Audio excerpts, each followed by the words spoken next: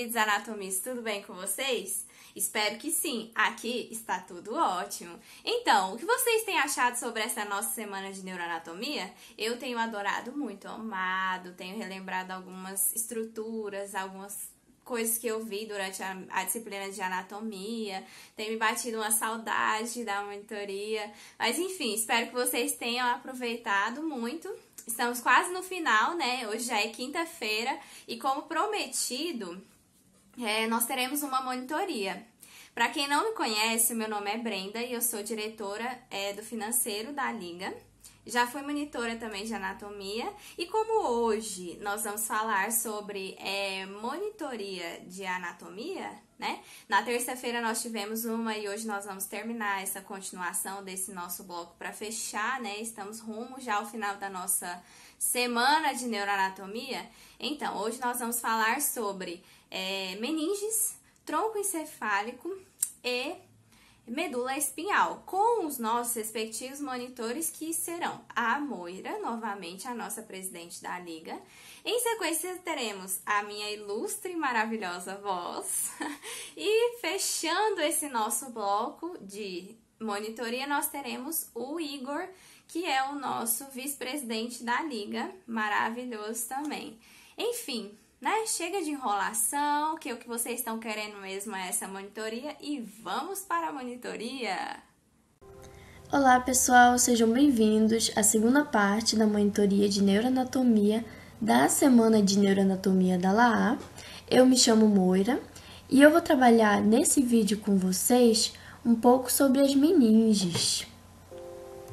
Recapitulando um pouco sobre o que nós falamos na monitoria anterior, nós demos um apanhado geral do sistema nervoso central, demos uma breve introdução sobre ele e também um pouquinho sobre o sistema nervoso periférico.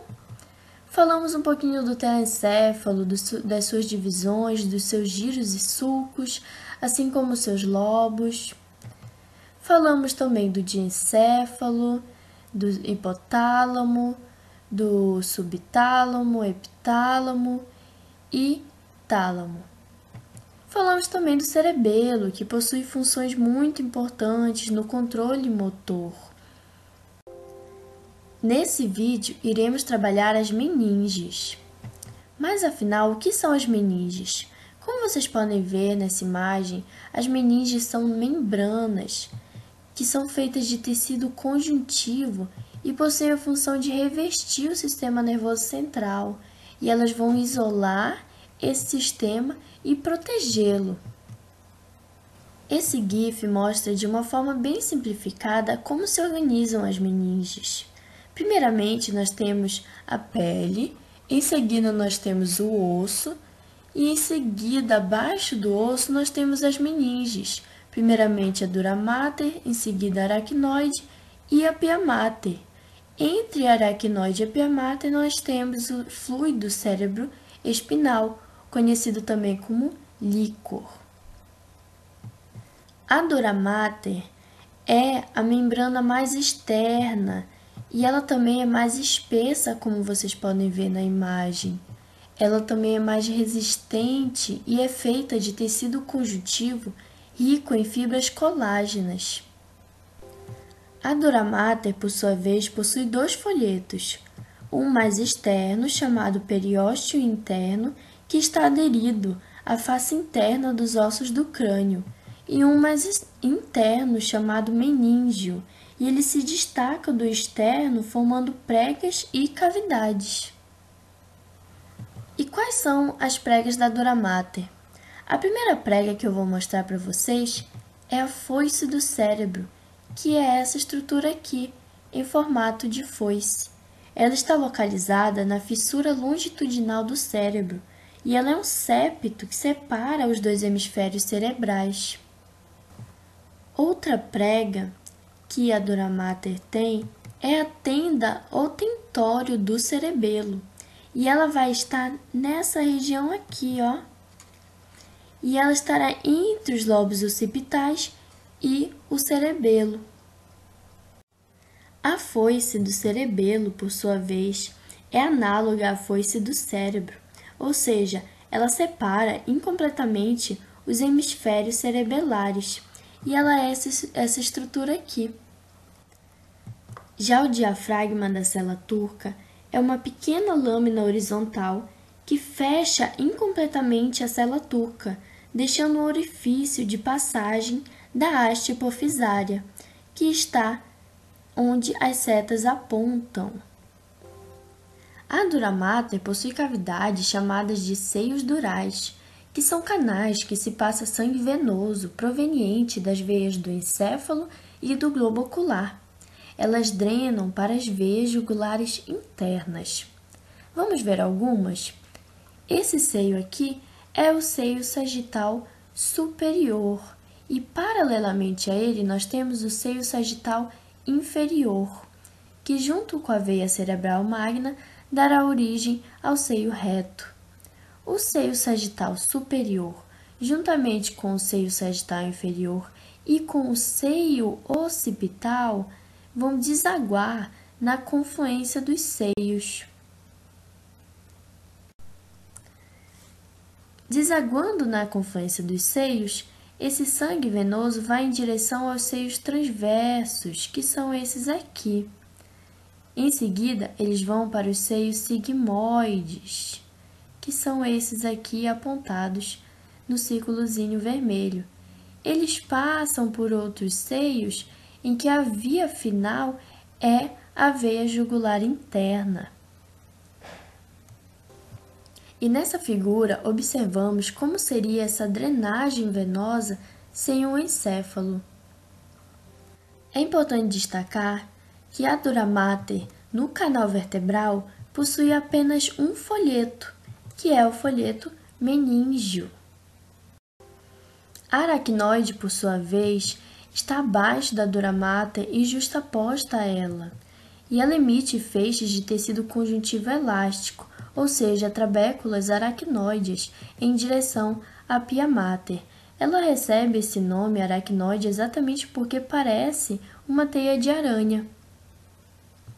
É importante destacar que a profundidade do espaço subaracnoide é variável, sendo que ele aumenta nos sulcos ou depressões, o que dá origem ao que chamamos de cisternas subaracnoideas. É importante destacar também as granulações aracnoides, que são tufos, digitações da aracnoide que se projetam para os seios da dura mater e são locais de absorção de líquor para o sangue. A pia mater, por sua vez, é a membrana mais interna, mais delicada e que está aderida ao tecido nervoso. Entre as meninges e o osso existem espaços, tanto no crânio quanto no canal vertebral. São eles o espaço extradural ou epidural, que está entre o periósteo do osso e a dura mater, o espaço subdural, que está abaixo da dura mater, e o espaço subaracnoide, que está entre a aracnoide e a pia mater, e é o espaço em que se circula o líquor. Mas afinal, o que é o líquor, ou também chamado líquido cérebroespinal ou líquido céfalo-raquidiano? Ele é um fluido aquoso e incolor que circula no espaço subaracnoide e no sistema ventricular. Ele tem a função primordial de proteção mecânica do sistema nervoso central, mas também atua na proteção biológica e na circulação do mesmo.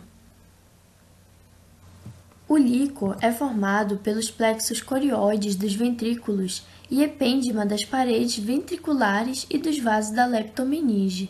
De lá, eles fluem através dos forames interventriculares para o terceiro ventrículo, passando então pelo aqueduto do mesencéfalo em direção ao quarto ventrículo, onde ele deságua nas cisternas do encéfalo e da lombar, que é a da medula.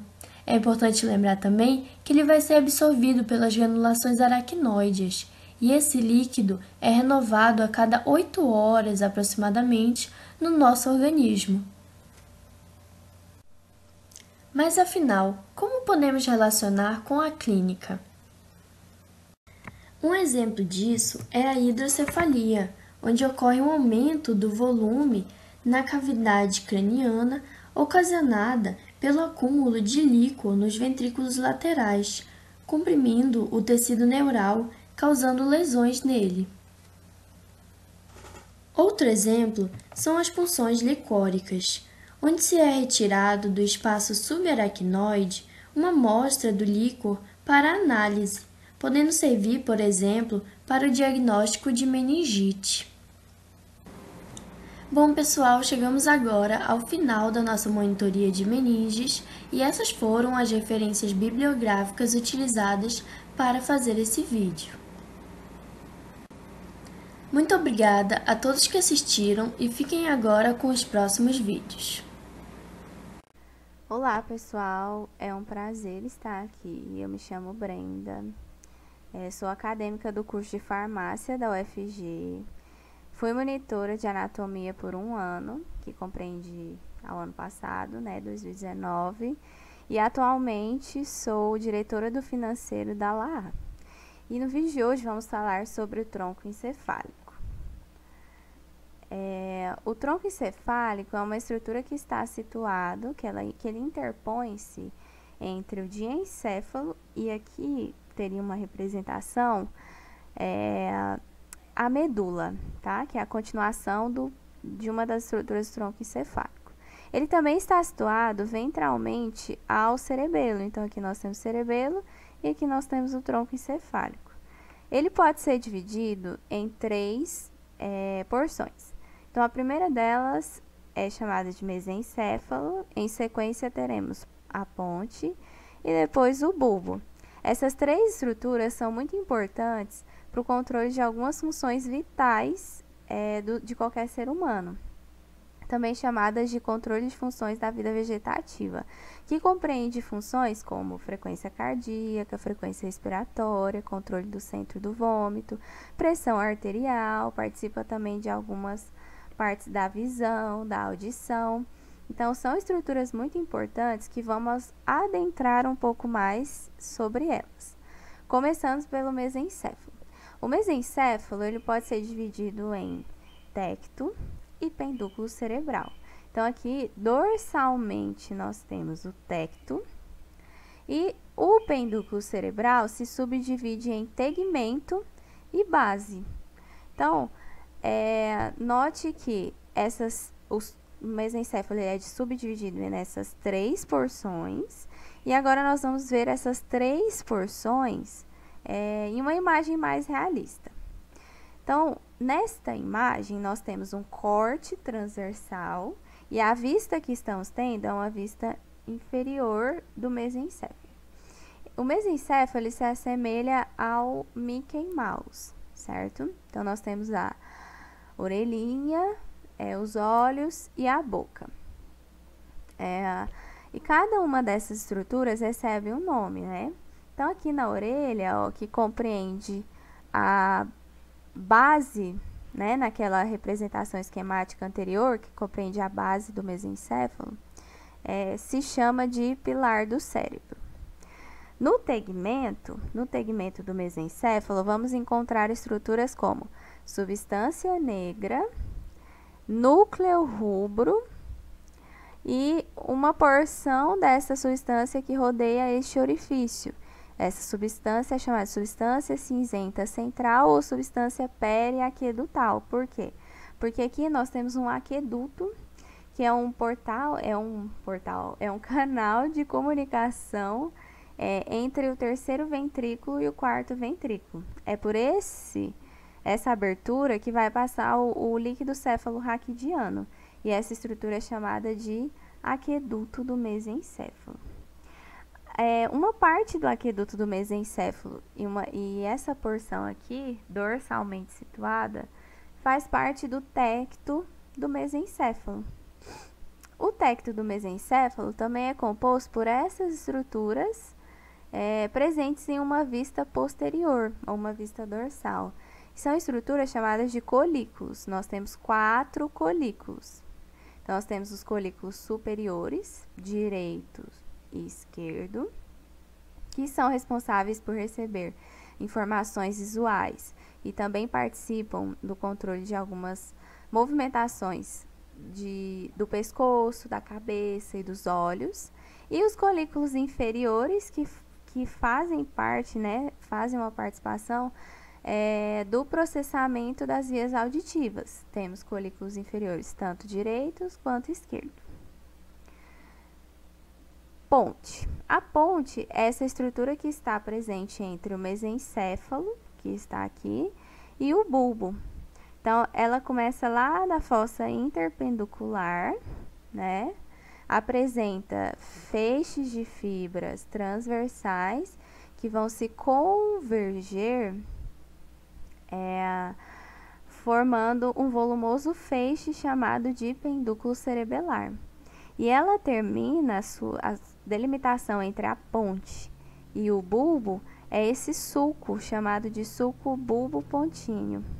A ponte, ela está situada também ventralmente ao cerebelo e ela repousa sobre a parte basilar do osso occipital e o dorso da célula túrcica. Tá? Em uma vista posterior, nós podemos ver também algumas outras estruturas da ponte. Então, lembra que eu tinha falado do pendúculo cerebelar, que vai ser aquele feixe que vai convergir, que a ponte vai se fixar ao cerebelo? Então, nesta vista posterior, foi-se feito um corte, né, do cerebelo, um corte sagital, eliminou-se essa parte para poder ver essa estrutura, chamada de pendúculo cerebelar, que se subdivide em 3 partes. Então, nós temos o pendúculo cerebelar superior, o pendúculo cerebelar médio e o pendúculo cerebelar inferior. Todas essas 3 vão fazer parte do pendúculo cerebelar, tá? Aqui nessa região posterior da ponte, nós temos a fossa romboide, e essa fossa romboide apresenta algumas estruturas. Então, nós temos aqui, superiormente, nós temos o véu medular, e dentro dessa fossa nós temos a eminência medial. Quando ela vai continuando, nós temos a formação de um colículo, chamado de colículo facial. Nós temos eminência medial e colículo facial, tanto de um lado quanto de outro, que são delimitadas por esse sulco, chamado de sulco mediano. Tá? Agora vamos para o bulbo. O bulbo, então, vai ser essa estrutura aqui, representada caudamente à ponte. Também está situada ventralmente ao cerebelo e é delimitada por aquele sulco bulbo-pontíneo. O bulbo apresenta essa estrutura aqui, mais proeminente que podemos ver, chamadas de pirâmides. Então, nós temos pirâmides tanto de um lado quanto de outro. E ao lado dessa pirâmide, podemos ver essa estrutura aqui, que é arredondada, mais cheia, mais gordinha, chamada de oliva. Então, nós temos aqui a oliva. Entre a pirâmide e a oliva, nós vamos ter a presença de um sulco, chamado de sulco lateral anterior. Se temos o sulco lateral anterior, temos o sulco lateral posterior. E são desses 2 sulcos que vão sair algumas raízes de nervos cranianos. Notem aqui na imagem, em si, o tronco encefálico em si vai ser responsável pela saída desses diversos nervos cranianos, né, que vamos falar posteriormente. Então, aqui entre uma pirâmide e outra, nós vamos ter a presença da fissura mediana anterior. E as pirâmides, quando elas vão se afunilando, chega um ponto que elas fazem um cruzamento dos seus feixes de fibras. Esse cruzamento é chamado de decussação das pirâmides. A decussação das pirâmides é uma região importante porque ela vai ser responsável justamente por esse cruzamento de feixes de fibras. E esse cruzamento vai ser o que determina que o seu lado, o seu hemisfério esquerdo do cérebro controla todo o seu lado direito do corpo e o hemisfério direito do cérebro controla todo o seu lado esquerdo do corpo, e isso se deve justamente a esse cruzamento de fibras chamado de decussação das pirâmides. Em uma vista posterior, podemos também nomear algumas estruturas presentes do bulbo, mas vamos relembrar todas aquelas que a gente já aprendeu.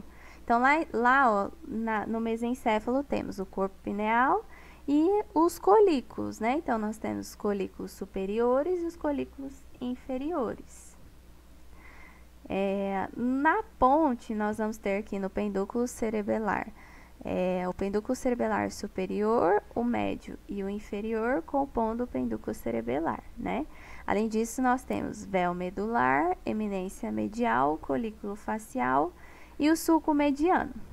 Então, seguindo aqui o sulco mediano, podemos nomear agora algumas estruturas do bulbo que faltaram. Então, nós temos aqui o trígono, uma estrutura que parece um trígono, né, um triângulo, chamado de trígono do nervo hipoglosso e trígono do nervo vago.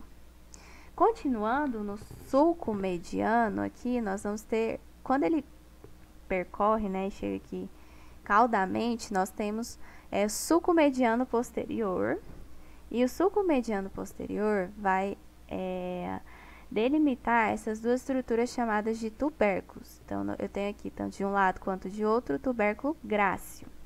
Ao lado do tubérculo grácil, eu tenho aqui, ó, o tubérculo cuneiforme. Tenho aqui e tenho aqui. E ao lado do tubérculo cuneiforme, eu vou ter o tubérculo trigeminal. Quando esses tubérculos eles vão se afunilando, eles formam o que nós chamamos de fascículo, tá? Então, nós temos o tubérculo e ele vai se afunilando. E nós temos aqui, então, se temos o tubérculo grácil, vamos ter o fascículo grácil. Aqui no tubérculo cuneiforme, vamos ter, então, o fascículo cuneiforme. Mas no tubérculo trigeminal, não temos fascículo trigeminal, nós vamos ter funículo lateral, tá? E essas estruturas vão ser importantes, porque o bulbo, ele continua como medula, não se tem uma divisão precisa, uma delimitação precisa ali para falar, ó, essa é a divisão, daqui até aqui é bulbo e dali até ali é medula. Então, ele continua como medula e essas estruturas vão ser importantes lá na região da medula. Eu trouxe uma curiosidade que é sobre a doença de Parkinson. Lembra que lá no mesencéfalo nós falamos sobre a substância negra compacta? Então, quando uma pessoa ela tem a doença de Parkinson, ela vai ter toda essa região aqui, ó, degradada. A substância negra, ela tem como principal neurotransmissor a dopamina. E a dopamina ela é muito importante, principalmente para a transmissão neurológica de alguns movimentos, para realizar alguns movimentos. Então, quando eu tenho a degradação dessa substância aqui, como nesta imagem, eu vou ter a doença de Parkinson, porque eu vou ter a diminuição daquele neurotransmissor chamado dopamina. Então, olha como essa região é influente nos movimentos, é muito importante para a nossa vida, né? Agora eu vou falar sobre os nervos cranianos. Nós falamos sobre o tronco encefálico, então mesencéfalo, ponte e bulbo, e deles, ó, note que estão emergindo alguns tipos de nervos cranianos, certo? Então, nós vamos ter 12 pares de nervos cranianos. Esses pares, eles são subdivididos em alguns tipos. Então, os tipos de nervos cranianos, eles podem ser sensitivo, motor e misto. Isso vai ser denominado de acordo com o tipo de fibra que eles apresentam. Então, o sensitivo tem apenas fibras sensitivas, os motores têm apenas fibras motoras e os mistos têm os dois tipos de fibras. Então, vamos lá. O primeiro par de nervo craniano é o nervo olfatório. O nervo olfatório é um nervo sensitivo e ele é responsável pelo sentido do olfato. O segundo par de nervo craniano é o óptico. Ele sai dessa estrutura aqui chamada quiasma óptico.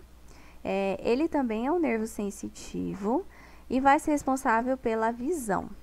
O terceiro par de nervo craniano já é aquele par que sai lá do tronco cefálico, né? Então, ele sai aqui da fossa interpenducular do mesencéfalo. Ele é chamado de oculomotor ele é um nervo motor que vai ser responsável pela movimentação do bulbo do olho. Ele inerva o músculo da pálpebra superior, músculo reto medial, músculo reto inferior e músculo oblíquo inferior. O nervo troclear é o quarto par de nervo craniano.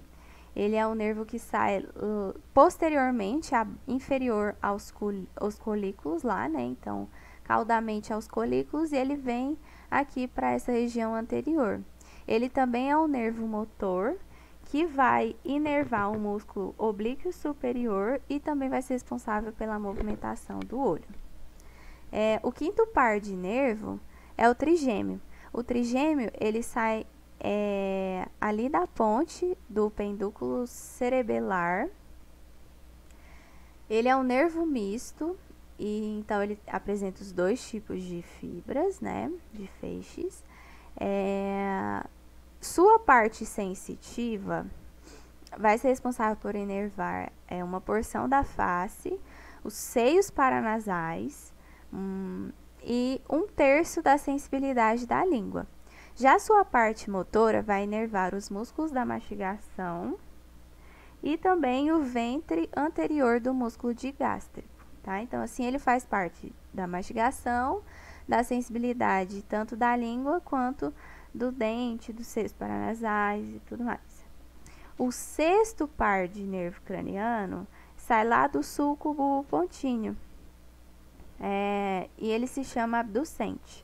O abducente é um nervo motor que vai inervar o músculo reto lateral, que é um músculo presente no olho. Então, assim, ele vai ser responsável também pela movimentação do bulbo do olho.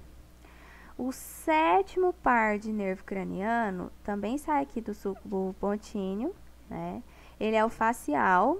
O nervo facial é um nervo misto, então ele apresenta duas porções, né? A sua parte sensitiva vai ser responsável por inervar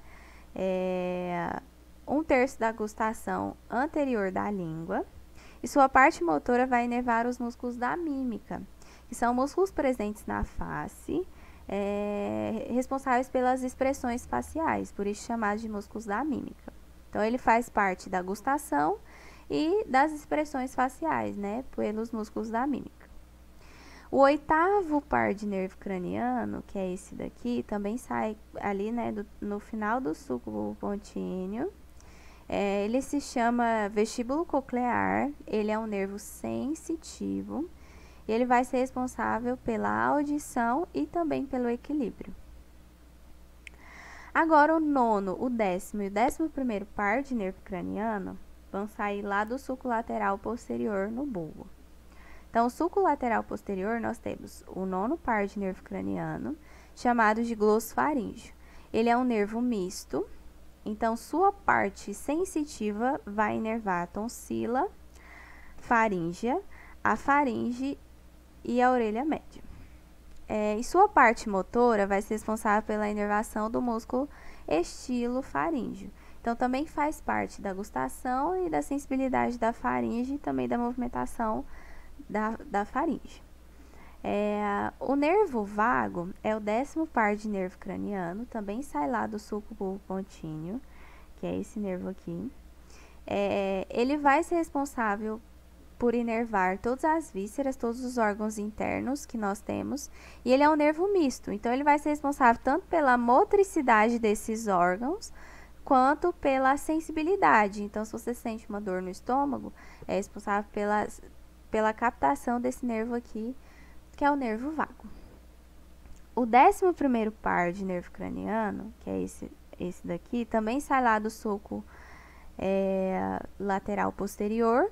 Ele se chama acessório, ele é um nervo motor, ele vai ser responsável por inervar o músculo esternocleidomastoide e o músculo trapézio. Então, ele faz parte da movimentação do pescoço e também de uma parte da movimentação do ombro, tá? E o último par de nervo craniano, que é o 12º, é o hipoglosso. O hipoglosso é um nervo motor, e ele vai inervar a língua.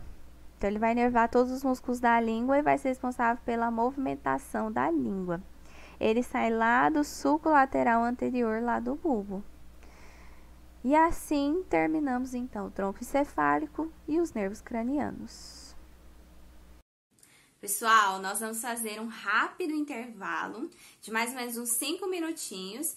E agorinha mesmo nós já voltamos com a nossa continuação da monitoria. Não saiam daí, que já a gente já volta, tá? Agora, porque o Sanaflix veio para mudar o jeito como você estuda medicina e mudar para melhor. Primeiro, você pode confiar na gente. Nós somos o maior projeto de educação médica do Brasil. E não é só porque temos estudantes em todos os estados brasileiros e em 10 países no mundo. Nem porque tem estudantes de medicina em mais de 300 faculdades do Brasil usando o Sanaflix. É porque temos uma equipe de mais de 150 pessoas trabalhando para melhorar a qualidade do seu estudo e a maneira como ele chega até você. Nós nascemos da vontade de revolucionar a maneira como você tem acesso à educação médica. A gente acredita que o valor que você dá para a oportunidade de estudar com a gente é o investimento no profissional médico que você vai conseguir ser. Por isso, é importante que você possa acessar a gente de onde estiver. Por exemplo, se você precisa usar o Sanaflix além do desktop, desenvolvemos o nosso aplicativo.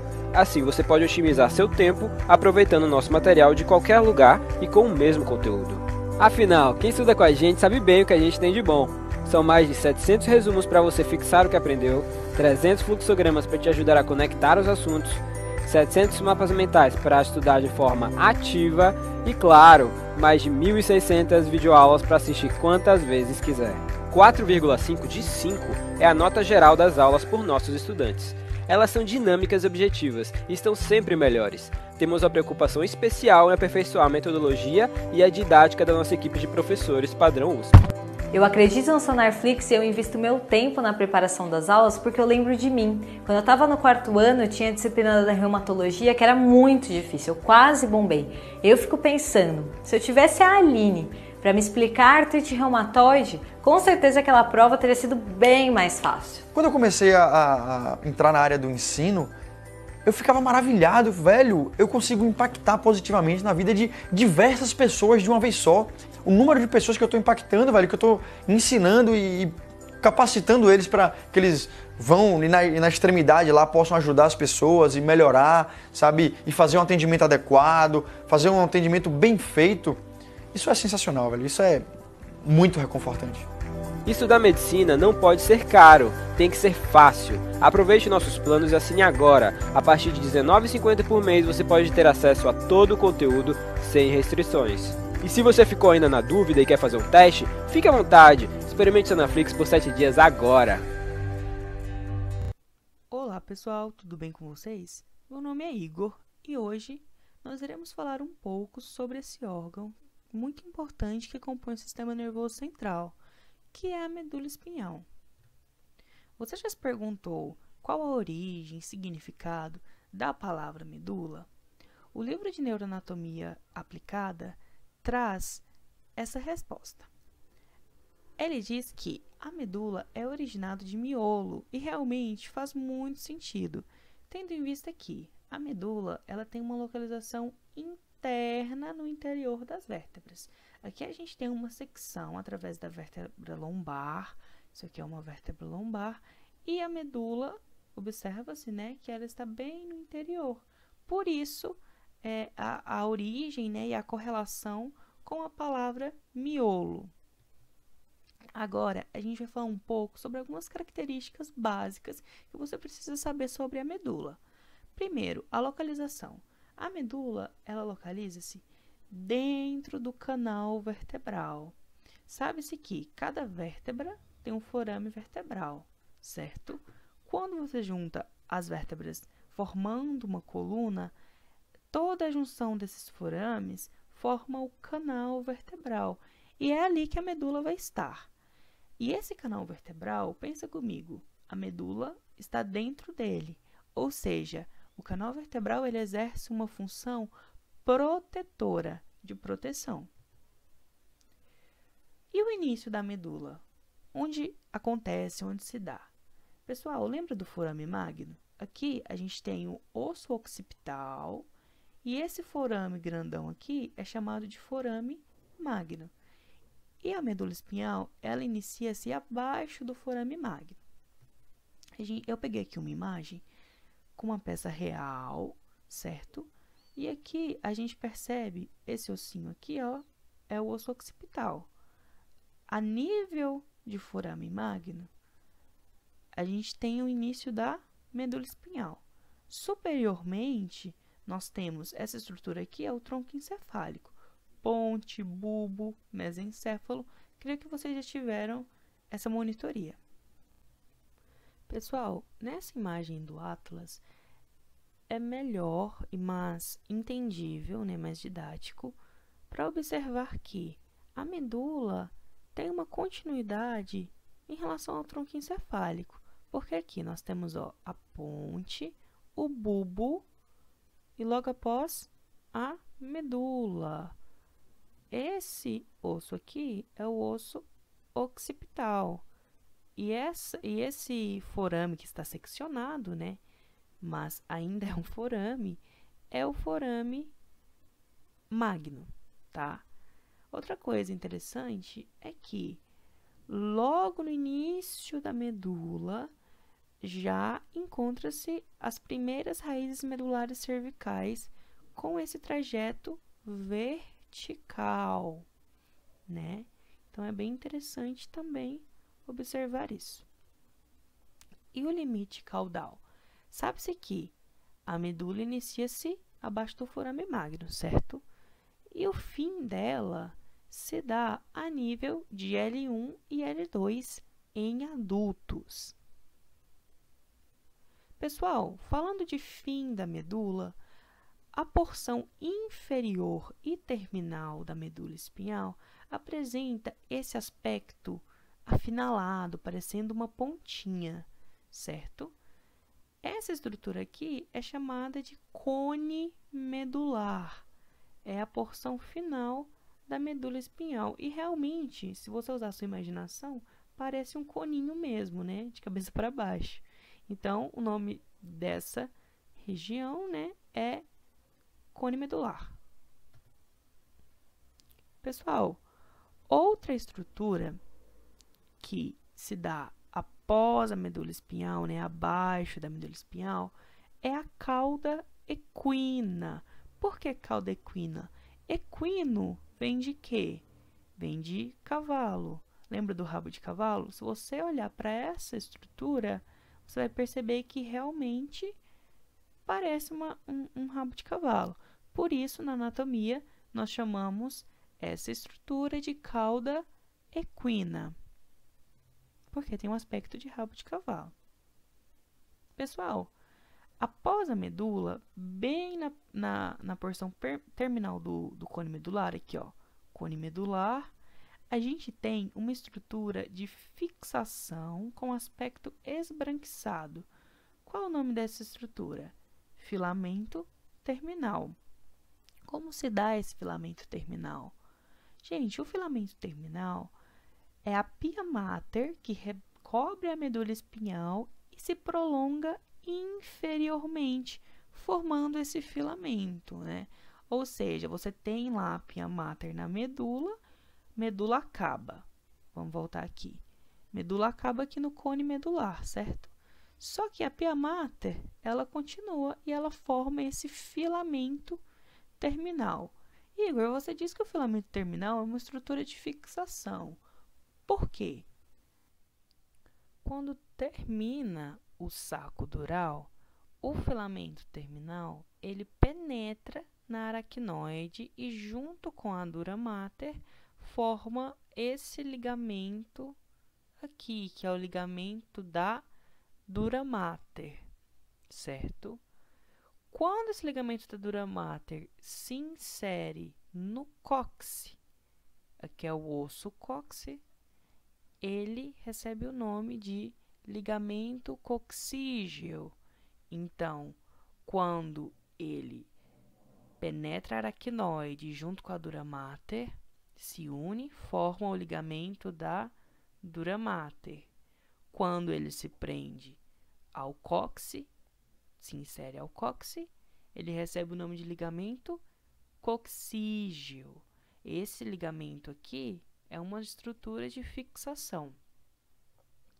Outro ligamento que também é uma estrutura de fixação é o ligamento dentriculado.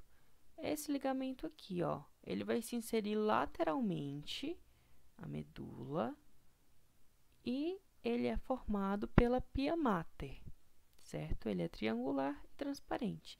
Então, os ligamentos dentriculados fixam a medula lateralmente. Agora a gente vai falar um pouco sobre as intumescências. Mas o que é uma intumescência? Gente, devido à inervação dos membros superiores e inferiores, existe uma maior quantidade de neurônios e fibras nervosas nessas regiões de intumescências. Ou seja, haverá uma dilatação, né, um maior diâmetro na medula espinhal. Essa maior dilatação e esse maior diâmetro nós chamamos de intumescência. Existem duas: a intumescência cervical, que situa-se na região cervical. Toda essa região aqui de verde é a região cervical, e a intumescência cervical está aqui. É a dilatação na região cervical que vai dar origem ao quê? Ao plexo braquial posteriormente, certo? E nós também temos a intumescência lombar, que está aqui em roxo. Situa-se na região lombosacra e, após a intumescência lombar, origina-se o plexo lombosacral. Agora a gente vai falar um pouco sobre a substância cinzenta e substância branca da medula espinhal. A substância cinzenta localiza-se no interior da medula espinhal. Ela tem esse formato de H ou, como muitos gostam de falar, forma de borboleta, e realmente parece se assemelha. Antes da gente falar sobre essas outras estruturas aqui listadas, a gente tem que ter uma referência anatômica de posição. Isso aqui é uma vértebra torácica, certo? Aqui a gente tem um processo espinhoso, ou seja, essa região aqui é a posterior e aqui anterior. Agora que a gente tem estamos situados anatomicamente, nós podemos inferir que esse aqui é o corno anterior da medula. Se esse aqui é o anterior, esse aqui vai ser o posterior. Corno anterior, corno posterior. O corno lateral aparece somente na região torácica, ou seja, eu falei que essa vértebra é torácica, então essa pontinha aqui é o corno lateral. Aparece na região torácica e na lombar alta. Agora nós iremos falar um pouco sobre a substância branca. Se essa aqui é a substância cinzenta, com esse formato de borboleta, todo esse resto é a substância branca. A substância branca, em toda a sua extensão, é dividida em 3 funículos: funículo anterior, lateral e posterior. Aqui nós temos um corte de uma peça real da medula, certo? Um corte transversal. E agora nós iremos analisar esses funículos e outros sulcos e fissura. O funículo anterior, ele está delimitado entre a fissura mediana anterior. Por que fissura? Porque é um sulco mais profundo que tem na medula. Então, fissura mediana anterior e o sulco lateral anterior. Então, toda essa região aqui é o funículo anterior. Igor, você falou sulco lateral anterior, aqui está sulco anterolateral. Pessoal, é sinônimo. Você pode falar tanto sulco lateral anterior quanto sulco anterolateral. Então, aqui nessa região está o funículo anterior. E o funículo lateral? O funículo lateral, ele começa no sulco lateral anterior, então, nessa região, né?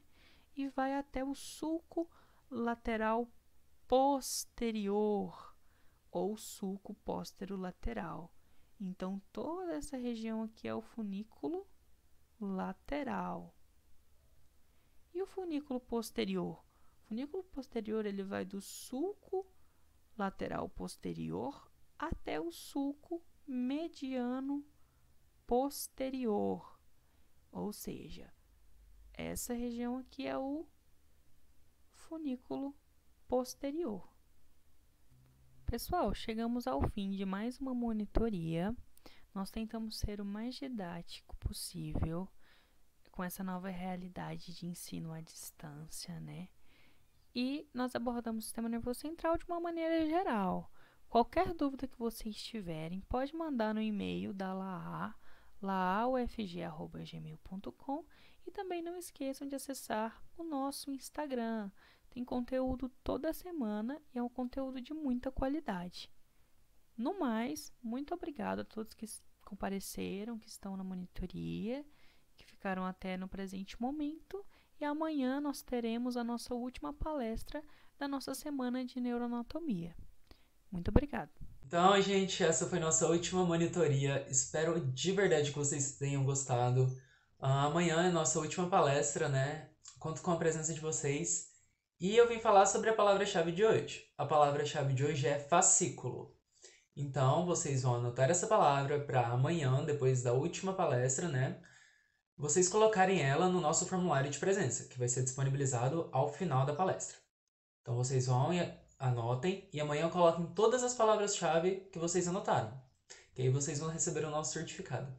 Então, gente, espero vocês amanhã para a nossa última palestra. Tchau!